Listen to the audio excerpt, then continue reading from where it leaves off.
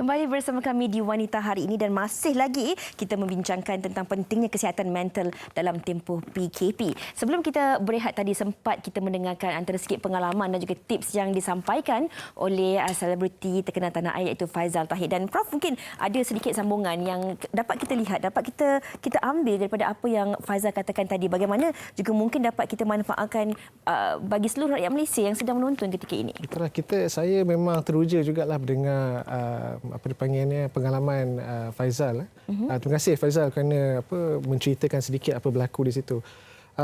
He really took took the lemons and made it into lemonade. Kalau kita kata Melayu ni, dia mengambil hikmah daripada sebalik kejadian yang berlaku sekarang ni. Yeah. Tetapi saya juga bila saya mendengar tu ada juga elemen-elemen yang kita nak terapkan kepada penonton kita lah.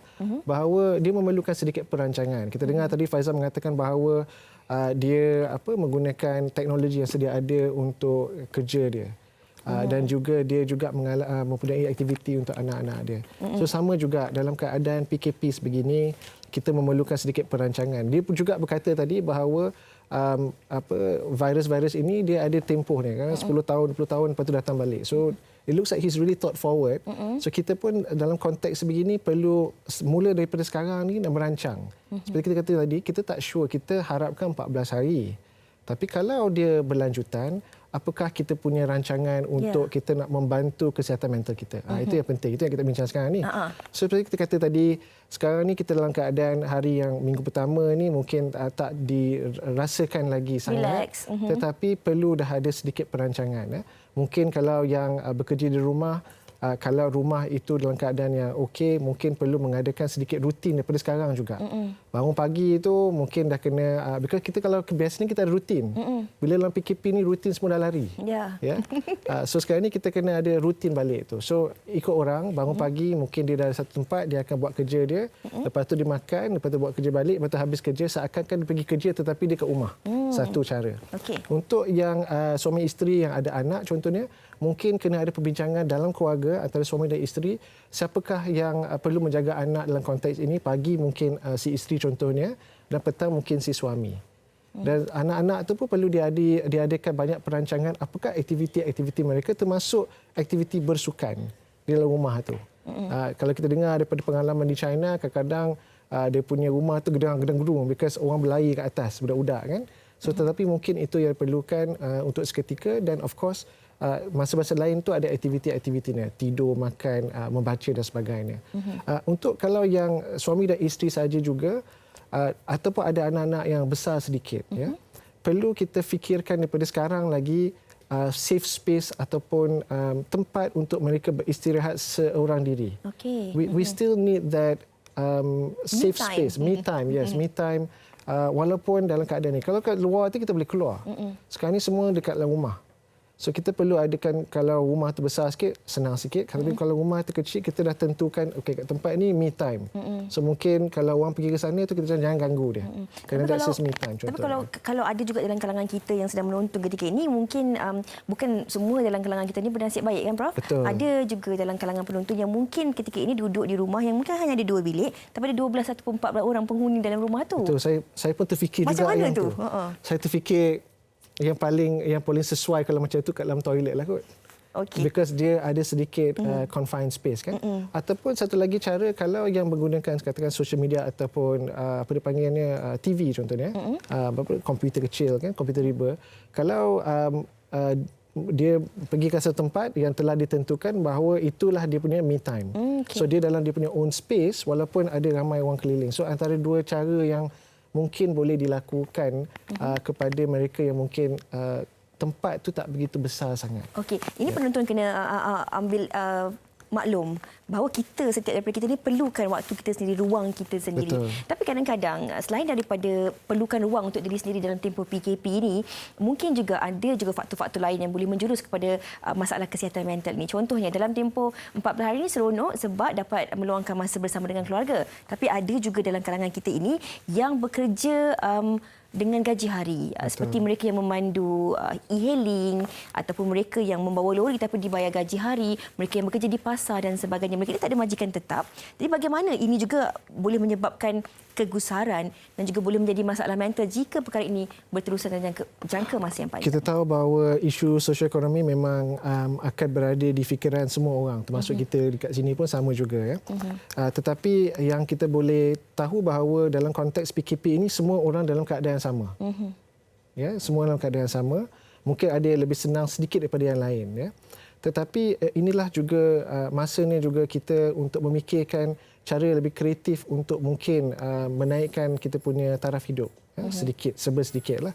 Mungkin masa inilah kalau yang tak terfikir pasal online contohnya. So ini antara beberapa cara. Tetapi di samping itu juga macam kita dengar di sidang media tadi, saya yakin dengan situasi memandangkan ada fikiran di kalangan pemerintah kita juga untuk bantuan-bantuan, dan saya juga tahu bahawa ada beberapa bank pun telah mulakan CSR program untuk menangguhkan sedikit bayaran. So ini sedikit dapat membantu sedikit kegusaran yang mungkin berlaku di segi ekonomi ini. Okey. Prof, kalau kita lihat pula dalam tempoh sebegini, ada juga dalam kalangan kita yang sebelum berlakunya tempoh PKP ini, mereka mungkin tidak berhubungan baik antara sesama pasangan. Ada masalah suami dan juga isteri. Kita tahu bahawa masalah domestic violence ataupun keganasan rumah tangga ini masih lagi berlaku. Dalam tempoh sebegini, kalau mereka ini dikasari, apakah yang boleh mereka lakukan sebenarnya? Ini yang juga kita risaukan juga. Ada beberapa NGO yang mengatakan isu ini di kalangan keganasan wanita, kanak-kanak contohnya. Maka dan saya rasa itu sebab Kementerian Wanita pun mengeluarkan balik talian kasih mereka 15999 itu kalau diperlukan, memandangkan mungkin kes-kes yang berlaku. Kita pun social distancing bukan bermakna emotional distancing. Itu penting sekali. Jangan kita buat tak tahu langsung kepada orang sekeliling kita. Kalau nampak ataupun dengar ataupun tahu akan masalah keganasan ini, buatlah laporan seperti mana kita akan buat. In fact, masa inilah kita menunjukkan kasih sayang kita di antara semua dengan satu, distancing bila mana perlu, tetapi secara emosinya menelpon, berFaceTime, contoh dia berWhatsApp, untuk mengetahui apakah jiran-jiran, keluarga kita sedang lakukan. It doesn't mean that kita jauhan ni kita tak berkata-kata. Ya? So kalau nampak ada isu sebegini, tolong laporkan, tetapi kalau tidak pun kepada mereka yang mungkin memerlukan, talian kasih masih on. Okey, ya? Ini yang kita katakan jauh di mata tapi dekat di hati kita. Betul. Kita harus sentiasa mengambil berat apa yang berlaku di sekeliling kita, bukan saja mereka yang berada di luar rumah, tapi keadaan individu-individu mereka yang berada di dalam rumah kita. Ya. Kalau mereka mempunyai masalah tekanan dan sebagainya. Kami nak kongsikan satu artikel ini, Prof. Ini situasi ataupun keadaan yang berlaku pada malam tadi, yang mana sewaktu Ops COVID ada kenderaan yang merempuh anggota polis kita. Ini kita nak kongsikan tentang tanggungjawab kita sebagai rakyat Malaysia dan bagaimana seorang anggota Barisan Hadapan yang keluar bekerja, meninggalkan keluarga, yang mana mereka juga pastinya ada kesan-kesan psikologinya, tapi bila berlakunya keadaan sebegini, apa yang harus kita lakukan? Kita kongsikan, kita wawarkan kepada masyarakat kita bahawa ini tanggungjawab bersama, ini bukan perkara biasa, ini bukan perkara yang main-main. Betul. Ini kita harus lakukan dengan sebaik mungkin, Prof. Betul. Itulah saya cadangkan kepada semua kawan-kawan kita yang menonton ni supaya mengikuti apa arahan yang telah diberikan. Because dia punya seperti Hafiza kata tadi, memang kebaikannya untuk bersama. Ini bukan saja-saja kita nak buat PKP ni. Kalau saya pun saya tak nak PKP ni, tetapi memang diperlukan pada masa ini, dan kita harapkan bahawa yang frontliners itu teguhlah hati. You're doing the best for us. At the same time, kepada yang dekat rumah tu, tolonglah ikut kata, because everybody is struggling at the moment. Bukan tak ada orang yang tak struggle sekarang ni. Kita nak cuba membantu untuk mengurangkan struggle tu. Kalau kita bekerjasama, insya-Allah kita akan dapat merentasi this period together. Kita cuba untuk mengurangkan segala-gala risiko. Betul. Prof, di penghujung perbincangan kita ini, mungkin ada apa-apa yang boleh dikongsikan oleh Prof kepada penonton kita, kerana kita semua, termasuk kita yang mungkin dilihat kita datang bekerja dan sebagainya, dilihat seperti biasa. Namun hakikatnya setiap daripada kita ini memerlukan sokongan moral, memerlukan bantuan-bantuan psikologi. Apa yang boleh kita lakukan sesama kita dalam menguatkan semangat dalam masa yang sama untuk mendepani apa yang sedang kita kita lalui hari ini? So I think yang pertama sekali macam kita bincang tadi, kena ada sedikit rancangan di antara suami, isteri, pekerja dan juga employer, contohnya dengan keluarga dan anak-anak. Ini penting. First one, perancangan. Kedua itu rutin. Rutin harian perlu dijalankan seperti biasa. Walaupun ini 14 hari, tetapi kalau ikut pengalaman mungkin lama, mungkin pendek, saya tak tahu. Kita harapkan bahawa dia 14 hari dan stop, tetapi kalau tidak, kita kena rancang masa depan, rutin tu mesti ada. Ketiga itu, mulalah kita berfikir pasal isu bersenam. Jangan lupa untuk bersenam walaupun di dalam rumah, movement. So sekarang ni contohnya kalau you tengok Instagram Farah Ann yang kita punya Olympic gymnast, dia ada buat how to exercise kat rumah setempat. So this is just some contoh-contoh. Contohnya ada lagi banyak lagi lah di luar sana. Keempat, mulakan mendapatkan self care. Aktiviti-aktiviti yang menyeronokkan pastikan dilakukan, terutamanya dirancang dalam lakuan. Maknanya jangan lupa nak tengok TV wanita hari ini contohnya. Tengok hari-hari. Kalau apa dipanggilnya, dengar radio, mengaji contohnya, memupuk spirituality itu penting juga. Yang kelima ni, seperti katakan tadi, fahami bahawa kita semua dalam keadaan PKP ni untuk membenteras isu COVID, supaya kita semua dapat hidup dan balik kepada rutin harian seperti biasa. Dan yang keenam, kepada mereka yang mungkin mengalami situasi isu keresahan, stres, salah satu cara yang dapat membantu selain daripada kita selalu bincangkan pasal breathing exercise atau deep breathing adalah mindfulness. Boleh tak Prof tunjukkan sikit macam mana nak buat deep breathing tu? So deep breathing ni dia bukannya pernafasan dari segi chest saja, tetapi dia menggunakan belly breathing. Okey, saya pun cuba sekali. So kalau kita buat bersama contohnya, saya biasanya buat 5. Okey, penonton pun boleh buat. Boleh buat sekali. Okey, jom kita buat. Okey. 5, 5, 5 ya. Okey. So kita tarik nafas ikut hidung, kita tahan, lepas tu kita hembus nafas ikut mulut. Yang penting tu kita punya chest naik. Lepas tu kita punya tummy masuk. Kita berdiri boleh? Ya, lepas tu dia akan masuk balik ya. Okey. So contohnya kalau kita buat sama-sama on 5 ya. Take deep breath on 5. 1 2 3 4 5.